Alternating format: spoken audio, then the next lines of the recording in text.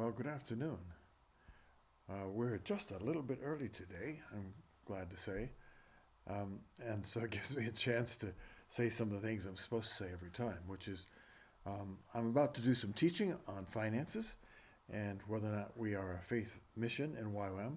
And this is one of these things that I would happily debate with other people in YWAM leaders, because I have some convictions about who we are and who we're supposed to be. And not everybody shares those. And there is room for different approaches to faith and finances. So these are my opinions. These are not official YWAM positions. And they're available on several platforms. So I usually like to listen on Spotify, but you can get this on my website. I think I owe an apology to people who try to leave comments on my website. It just isn't working, and there's some issues about copyright and stuff that we just haven't worked through. Because you can make comments, you can ask questions, you can leave posts on the Facebook page where you're probably watching this if you're watching it.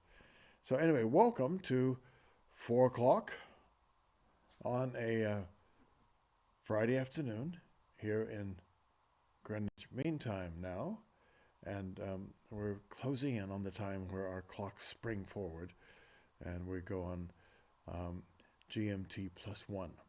But at any rate, welcome. So I want to talk to you about whether or not YWAM is a faith mission, and I put it that way because I do want to talk a little bit about our story in Youth with a Mission and how in the early days God was speaking to us and speaking to Lauren and Darlene, and how we felt our way forward to the way we function now. And my question is it really a faith mission? Because it started off that way. And what I mean by a faith mission is you might summarize it by saying, well, we take these passages out of the Sermon on the Mount, Matthew 6, literally. Okay? So right towards the end of Matthew 6 and before getting to 7 and don't judge people, which is another difficult subject. But here's a subject that really is a challenge to us, as so much of the Sermon on the Mount is.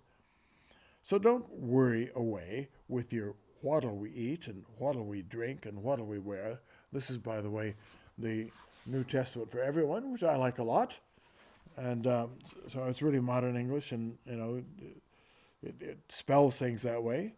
But it's also a very good translation with Tom Wright being the translator. One of the better known, well, some would say the finest New Testament scholar we have alive today. But that's always people's opinion.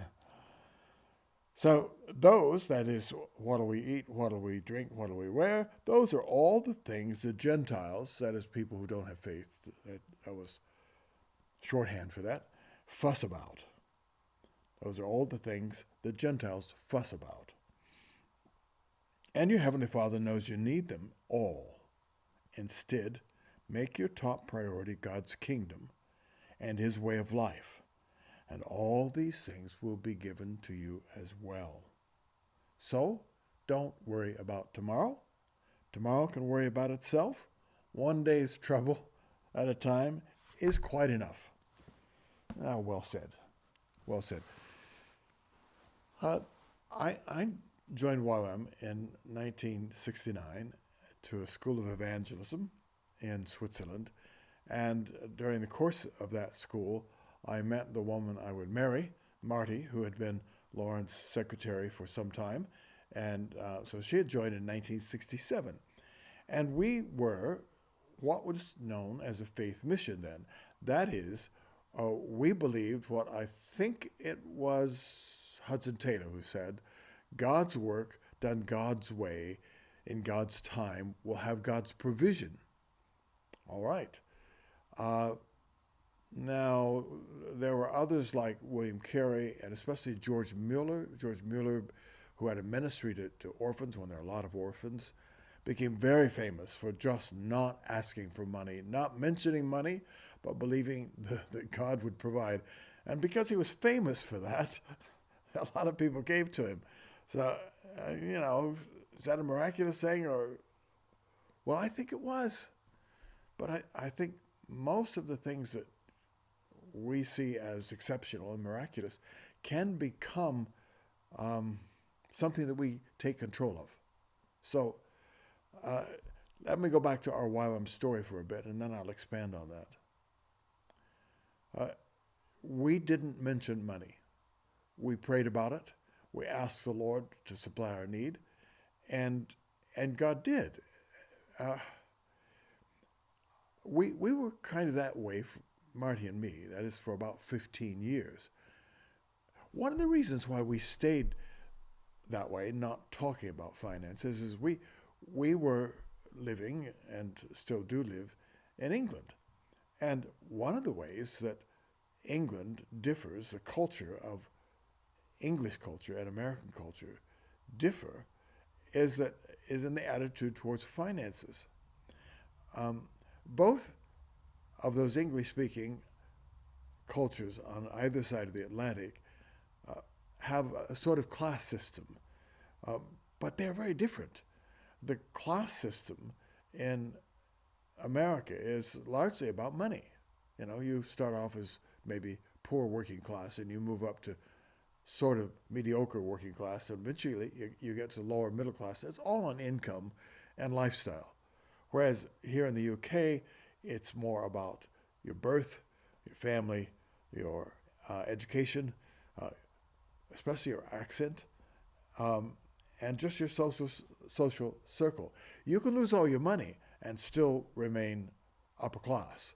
And a lot of them did. We coincidentally, we know two families where the parents of the women that we know, the husbands, gambled away very large fortunes. And so they started off really wealthy and ended up really poor, but they were still upper class people because of their background and their family name and their education. And one of the things that we don't do here much is to talk about money. So the idea of being a faith mission is very English. I didn't know that at the beginning, but we discovered that even when things changed in YWAM, and I'll come back to that, we realized that you couldn't just go raise funds from people in England like you could and can in the U.S. You know, I was just talking to one of my friends here. I came to know, he wrote out a notice to us all that he was going to be gone for a while on a fundraising tour. And he came back having had a really good time and talked to lots of people, and 11 different families, single people or families, but financial units, decided to support him. Well, great. I wouldn't even know how to go about asking people here, you know, going on a fundraising trip. If you say you're going to go on a fundraising trip, I don't think you get any invitations to go anywhere. So, and he did. And we find that if you don't tell people in the U.S. that you have a financial need, they assume you don't have it. But here, if you do tell them, they assume that you're not trusting God, I think. But at any rate, it never feels comfortable. So the things I'm going to say are colored by the culture in which we are planted here. But there are some, I think, universal truths here that we don't want to lose sight of. So classic faith mission, didn't talk about finances. We came to one of the very early staff conferences, and I think it was 1973. We were in the desert regions of Eastern California, and I remember Lauren getting up and asking for our forgiveness and kneeling and actually shedding some tears and being quite broken about his pride, that God had spoken to him and said that his unwillingness was it? His refusal to talk about finances or to raise any money had become an issue of pride for him. And that there was a tendency he had to judge people who did. And the Lord was saying to him, you talk to people about finances when I tell you, but only when I tell you. You don't make the rules, I do. And he said, essentially, he had ruled out the possibility that God could tell him to speak to someone about funding something he was doing, something he knew of that needed funding. And I was quite touched by that. And yet coming back to England, for Marty and me, we still didn't really feel that we could talk to people about fundraising. And yet, because our denominational churches did not recognize us as missionaries because we were with Youth with a Mission and not their denominational mission, we had no significant financial support. Her church did support us $25 a month. They'd started supporting Marty when she went to work in the YWAM office in California, and they continued to support us for a good many years, 25, and it grew to $50 a month, which was probably about the same as the 25 a month when they started because of inflation. Actually, no, it wouldn't have been, because we went through a time here in the UK where annual inflation was over 20%. So money loses its value really fast at that rate. At any rate, that's the support we had.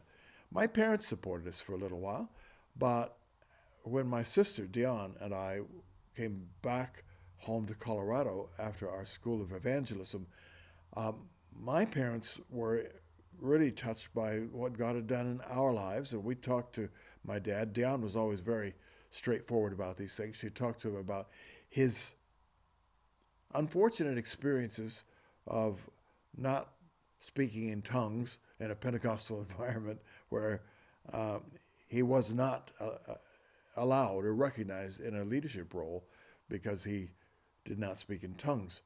And Dion gave him a book about it that was more of a charismatic book and written, I think it was by Bob Mumford or somebody like that. And my dad went out in his pickup and he prayed and he spoke in tongues and he came back thrilled and decided that really he wanted to do a School of Evangelism. So a long way of saying, my parents joined YWAM, kind of put the business in mothballs but never took it out again, and pioneered a YWAM base 100 miles or so from my hometown in Colorado. It was a blessing to hundreds and hundreds of young people. But that was the end of their support of us. So they were giving us $75 a month, and that was a big chunk of our support. That disappeared. And yet, we continued to seek first the kingdom of God to the best of our abilities, and all the things that we needed were added to us. We went through a prolonged period of living on a very tight leash on spending. I wouldn't say a tight budget, I almost did, but we didn't actually budget. We just spent within our means. We did not use credit cards when we didn't have the money to pay the credit card debt.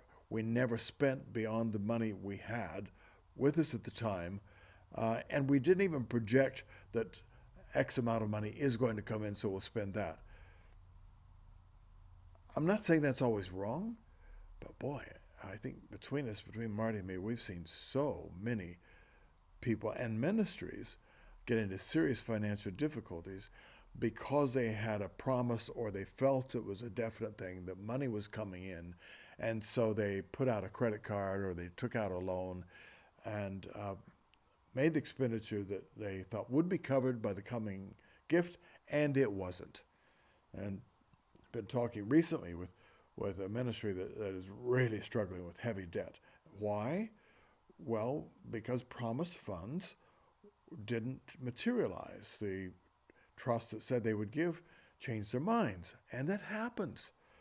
And if we end up trusting in mechanisms, means, transactional arrangements where we agree to do this and that money comes in or whatever, that we're going to be disappointed. So anyway, we didn't do that. But we did have a problem. We grew quite frustrated with the amount of time we spent disobeying Matthew 6, where it says, don't worry about these things. They'll be added to you. We worried because oftentimes we had expenses we knew coming up, just even food for our growing family. We started with just each of us single in YWAM and then married, and we had at least two people with a little bit of background in finances and some support. Um, but it didn't cost a lot more. But before long, we were six of us. And we meant to have those four kids, but it was that much more expensive. And when kids start going to school, it really skyrockets. And we were frustrated by the amount of time that we spent worrying about, praying about, waiting on God about finances. We, we just wanted to see it'll be all added to you. We wanted to see that promise come true as we sought first the kingdom, and that we wouldn't be constantly on the edge. We were really, so 15 years in, we prayed, Lord, what is it going to take? What do we need to do? What are the steps of obedience that we have to take in order to stop focusing so much on money? We don't like it, and we don't think it's the way you want us to live. Yes, we are a faith mission, but we don't think that means that you just have to barely get along. Now, to be fair, Christian ministry is littered with stories of people making huge material sacrifices. And I think that's, in almost all cases, a necessary part of the process of getting really free to operate under the Lordship of Jesus. Because it's pretty shocking how much we depend on money to enable us to do the things we do. And it's so easy to get into the way of thinking, which the world is in, where, well, if God wants me to do this, he'll show me by giving me the money. Not always. We need to commit to obedience to God, whether the money has come or not, and whether it does or not. Of course, you may think, well, how do we do that? It's another story. We'll see if we get some illustrations to it. But we live in a world where money largely tells us what we can do and can't do. And there's a lot of talk about being well off enough that money doesn't make a difference to you. And a tiny percentage of the world is that way. It seems like it would be nice, but I don't think it really is, because the work involved with stewarding very large amounts of money is really substantial. But we were pretty fed up with the struggles financially. And so we asked the Lord, what's it going to take? And we had already had God dealing with us on several fronts, and I'll come back to what it would take. But we'd already learned one really important lesson, and that is we'd had an invitation when we were living in Northern Ireland and speaking to little youth groups and country chapels and doing a lot of evangelism in schools and in those chapels. We finally got an invitation to go speak in a very large church that was combining with another large church, so that for Northern Ireland at least, it was a big congregation on a Sunday morning. And we were short of finances. It was a struggle for us. It was the last few pennies we had to pay the fuel to get to that church, which was about an hour and a half away from where we were staying at the time. And when we got there, I thought, well, this is going to be the way the Lord provides for us, because we needed quite a few £100s at the time, because we were taking a team to Afghanistan in a couple of months, and we needed to get a vehicle, and we needed to have the funding to get there and back. I thought, this is it. This is God's provision. Long story short, when we left that church in the afternoon and headed back, I opened the little brown envelope on my inside pocket of my jacket, and because the treasurer of the church had said, here's something from us, a little blessing. And I thought, well, 1,000 people, maybe, or 900 people. There was a lot of people there. What's it going to be? Open it up, and it was a check for £2.50, which at the time was about $5. And our fuel to get there and back, because it was the petrol boycott time, our fuel was at least that amount. So we had pulled over to the side of the road to open the check, And we were really frustrated, heartbroken, a little bit of anger at the church for doing that. And God just spoke to us.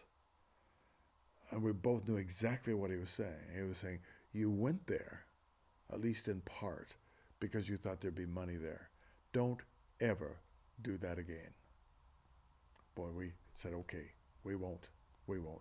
And later that week, an anonymous envelope full of cash came through our little mail slot at our door, where we're staying in Portadown, County Down, Northern Ireland. And it was enough money to do all that we needed to do for the next several months, even after we had tithed it. Amazing. We learned an important lesson. We learned a number of basic things about budgeting and buying effectively, not buying luxury goods. We learned about obligations that we had to meet obligations first when we owe money somewhere, and when meet those first when money comes in. Well, an obligation to God is a tithe. That's the way we were raised. That's the way we lived. We live a little bit differently now because we exceed tithe quite a lot. But we believe that giving as the Lord leads is a primary obligation. And then after that, you have some needs, food and warmth and so on, clothing. And then after that, you have some wants. There are things that we'd like to have if we could, and that's the order in which we spend our money. We don't change our wants into obligations by putting a credit card down when we don't have the money for the thing that we really want. So we buy that luxury watch, or we buy that latest digital phone. We buy these different things we want, that bit of clothing. And when we put the credit card down, it becomes an obligation, and it becomes a really aggressive obligation, because if you don't pay it off, then it grows, and it grows, and it grows, and it grows. And it's not at all uncommon for some of us to spend twice as much money as the value of what we've purchased, because we haven't paid the debt off.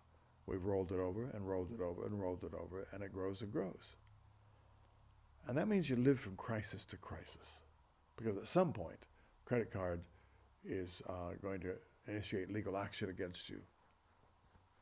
Take your card off of you, and then sue you, and if necessary, penalize you with the law. So, those are terrible obligations. So you don't want to get into that. So we learned a number of those things. But in this instance, when we were praying, this is some years later now, 15 years into our ministry in YWAM, we were saying, Lord, what do we have to do? Is there something that we can do where we won't have to be thinking so much about money? Because it kind of looks to us like this passage in Matthew 6, right at the end, 31, 32, or 30, 31, looks like it's, don't worry, very clearly, you're not supposed to be as anxious as we are about finances. And we felt like the Lord gave us three things to do. I think they unfolded to us over a little bit of time. The first thing was keep really good accounts and analyze where you're spending. Well, okay, fair enough. It doesn't have to be complicated. We just thought of the categories that we spent money in, housing and energy and transportation and food and clothing and so on.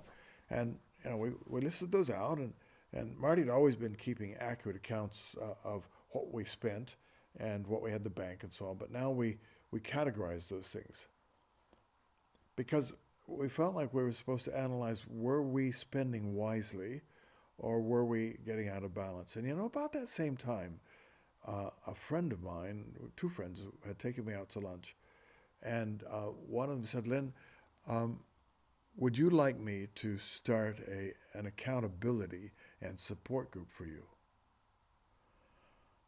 Man, would we ever? And I thought that was just one of the kindest things anybody had ever said. And And he did. He said, well, who do you want on it? We gave him a couple of names. And in this culture, it was much easier, appropriate, for him to ask them, would you like to join me in a support and accountability group for the Greens, than for us to ask them. And he did ask two couples that we'd given him the names of, and along with the guy who asked and his wife, we had a little group of 8, and that started like 40 years ago. And there's been some personnel changes because most of the people on that group at that time were older than us, and now they've passed on to life in the age to come, again, as N.T. Wright, or Tom Wright calls it in this translation. And so they got their passports to life in the age to come. And we thought, well, we'll have to close this down. But the remaining people said, no, let's add some more people. So I said, well, if you've got people you think would be good, great. So they invited other people who knew us well, and it continues to this day. So we're accountable, and we put our accounts out, and they see exactly where the money comes from and where the money's spent, and they make comments. And at times they've said, no, we don't think that's a good purchase. It's been pretty rare. It's been a long time since that happened, but it was a significant test when they said no. You know, I'd seen a very economical and inexpensive car to buy, and I found that I could buy it new at a better value than like 2 years old, because the engine they put in it was now a new engine and much more economical than any previous ones. But one of the guys said, I don't think you should do that. I don't think you should be driving a new car. Yeah, well, you got to be accountable, and you got to listen to advice. So we did that. The second thing we did was we felt like the Lord said, communicate better, communicate with integrity. If you're in YWAM, you know that our 18th value is we are committed to communicate with integrity, which means that we put out quite regular news about how we're doing. And initially, we only had about 20 people who we were in touch with anyway, with just personal letters going back and forth. So we asked if they wanted to be on a mailing list, and we had about 20, maybe a little less than that. And Marty would faithfully write personal notes on them, and I always aimed to write in such a way that they knew our struggles, they knew our tests and trials, they knew our prayer needs. We don't specify financial needs, and I think only once in the 40 years have we ever gone to that list, which is now larger. I think at the moment it's about 200 people. I only add people on if they ask to be add on. And since I'm speaking different places, I've got about that many people who want to be on that list, or at least they wanted to be on that list sometime and they've never said anything different. I haven't done a hard purge on it because everybody asks to be on it. So we started communicating more regularly, more faithfully, and communicate in such a way that people really got a feel for how we're doing. And it's not all rosy. It's not all wonderful this and 37 people got saved when I preached here and there. We don't do much of that. We're just talking about what are our challenges, what are the ways that we've seen God answer prayer, how are we doing generally? What's my schedule? I put my schedule out to everybody, and that has proven to be not a source of finances. It really isn't, because we don't ask for money through that.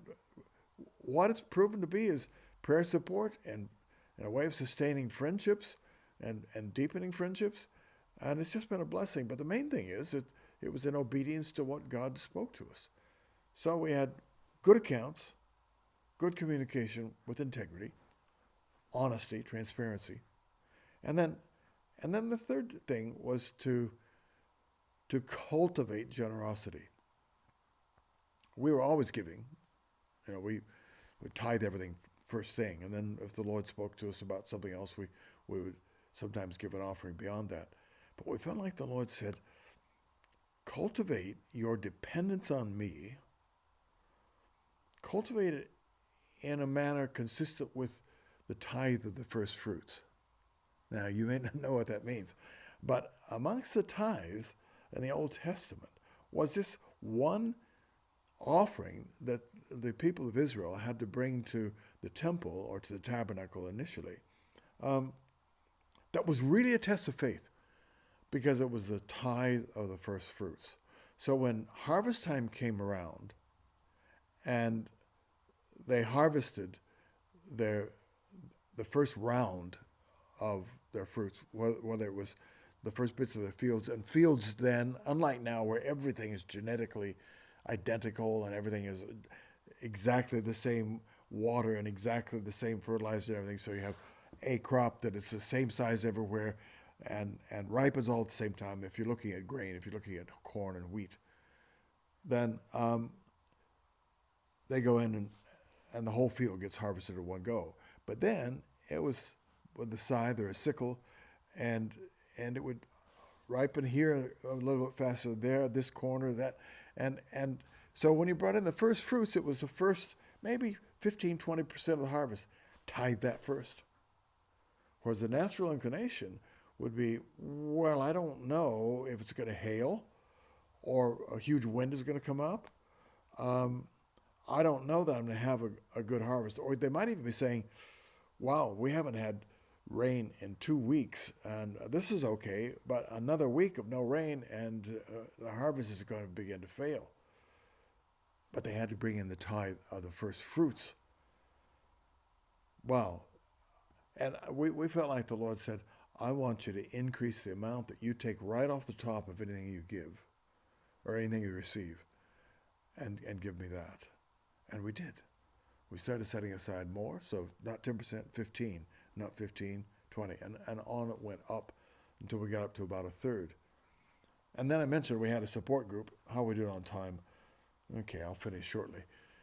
Had a support group, and the support group, finally when we got up to giving around a third of our income away, and we had major breakthroughs then.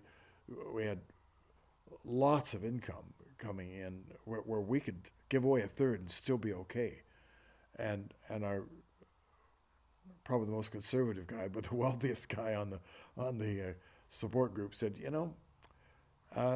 we know you're not expecting us to raise more money, but when we look at your accounts and we see the amounts you're giving away, we begin to feel under pressure to have to raise more money. But he said, we're raising the money for you, not for everybody else. So we wonder if you would please pray about just giving as the Lord shows you, and not doing this upping the percentage anymore. So we did, and we felt, yeah, that's right, because we felt like the Lord said, okay, you know what a faithful provider I am. You now know that sacrificial giving opens the windows of heaven and pours out a blessing you can't contain. So give as I tell you. And ever since then, we've done that. So I'm still really hesitant about systems of raising money. When I hear people saying, we've got to raise this money, I get nervous because I just think our primary characteristic when it comes to finances and material things is seek first the kingdom of God and his righteousness. And all these things that you need and you want will be added unto you. And when we have a financial need, I don't like to see YWAMers just say, oh, I've got to raise more money. Or a YWAM base saying, well, we need some better fundraisers. Maybe that is what you need. But I'd much rather our first response to financial need is to say, Lord, what are you saying in the light of this financial need? We want to obey you. Seek first your kingdom and your righteousness. And then we believe you that everything we need, all of our obligations, some of our wants too, will be met by you. Because you said it would be pressed down, shaken together, running over. So that's more than just our needs. Let's be a real faith mission. No rules about these sorts of things. Not that early rule, you never mention money. But let's not get into a transactional arrangement with God where we think, well, we're going to have to go raise money. Money is transactional in virtually all the rest of our lives. So let's keep this business of God's provision for us and our giving to be out of a generous economy of the kingdom of God. because the economy of the kingdom is giving and receiving, not contractual. Happy giving.